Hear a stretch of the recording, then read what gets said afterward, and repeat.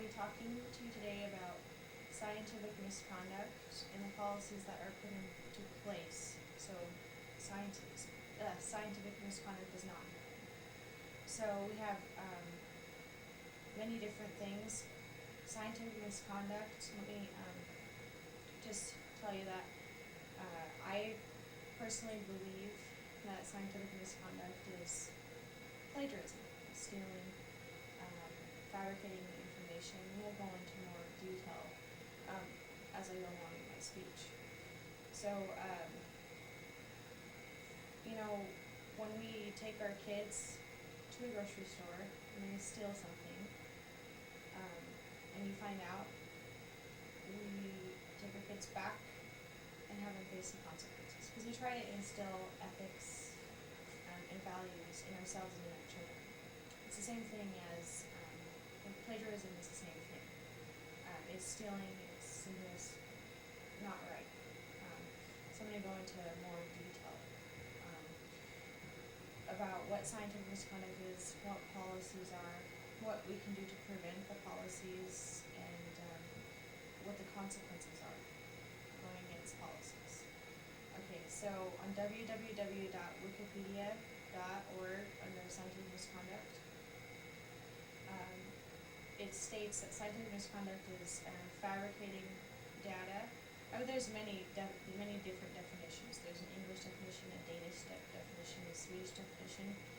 We know it, our universities and our colleges know it as the English version, the planning to deceive, fabricating data, changing research and results, changing results in research, taking somebody's ideas and taking credit for those ideas.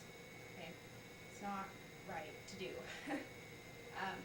So what we do is we place policies in order to prevent scientific misconduct from happening. Say, for instance, you write a book and you present it to a publisher, and your publisher decides to scratch your name off of it and put his name or her name on your book.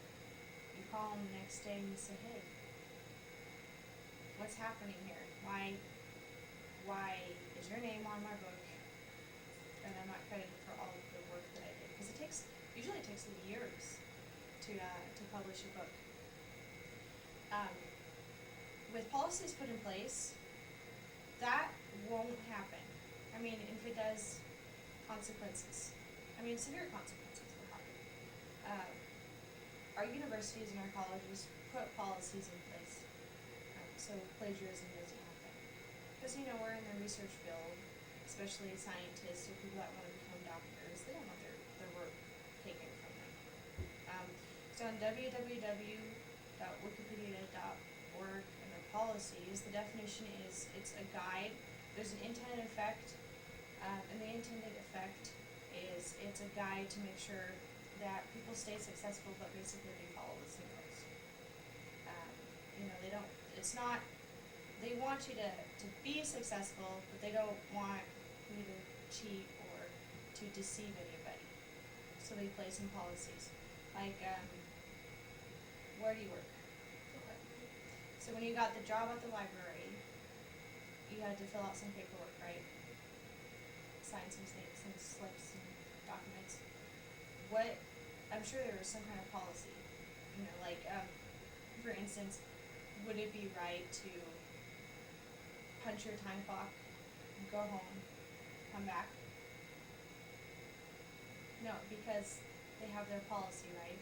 Because that's stealing, right? It's time theft, right? So plagiarism is the same thing.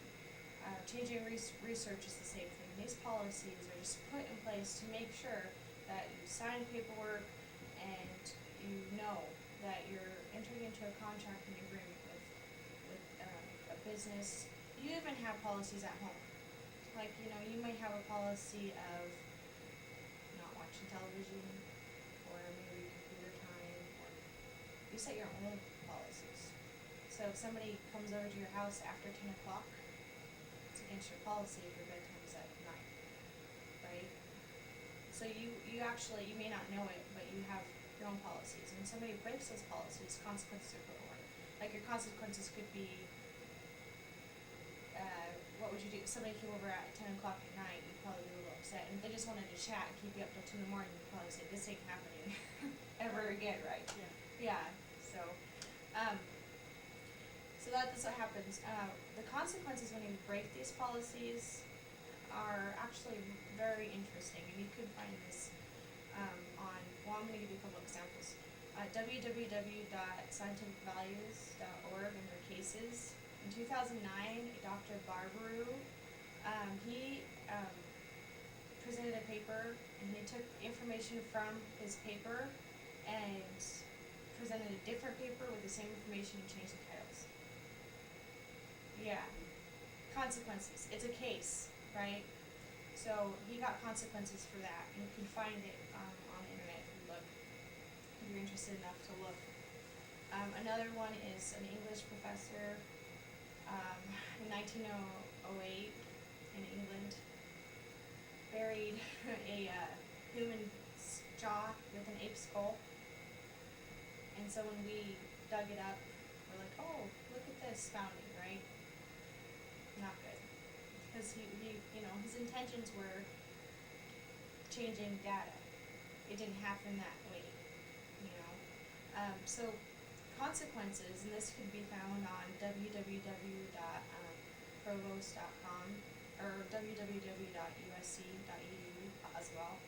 These policies, what they do is they go through steps, right? Because they want to make sure that allegations are correct. So they go through these steps.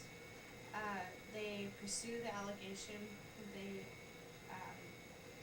They do an investigation of the allegation, and then they come to a resolution.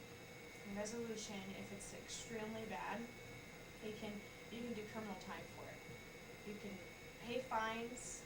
Usually the case will go to like the president of the college. If it's scholastic, in the scholastic atmosphere, it will go to the president of the college or the vice president, and they'll deal with it from there. And it's a long proceeding. And if it's minor, like say if you just wrote a paper and presented it twice and you didn't cite some research, they might give you a warning or something like that. I'm not completely sure on that. But if it's continuous or if it's worse than that, they can postpone a graduation. They can make you pay fines. They hold on to your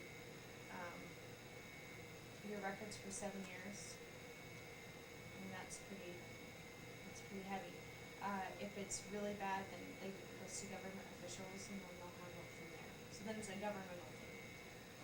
So that, the government will deal with it. So it's really, not something to do. The best thing that we can do from preventing going against policies and scientific misconduct is treat others the way that you want to be treated.